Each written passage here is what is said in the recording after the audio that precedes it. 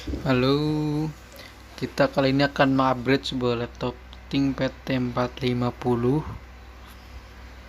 dengan prosesor Core i5, RAM 8, dia dual channel, RAM-nya ya DDR3.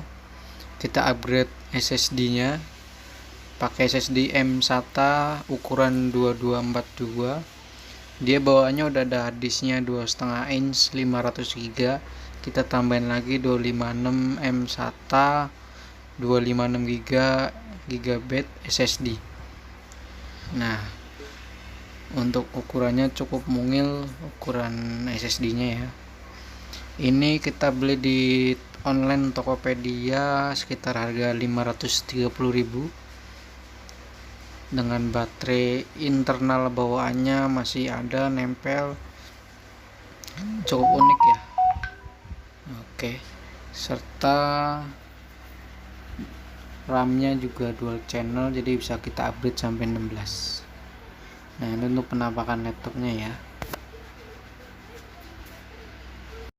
Nah, kita beli di Tokopedia. Nih, Tokopedia pakai Gojek ya SSD-nya. Kita unboxing SSD yang buat Thinkpad ini.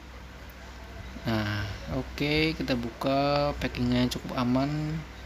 Ada kardusnya lagi di dalamnya, serta ada bubble wrapnya juga.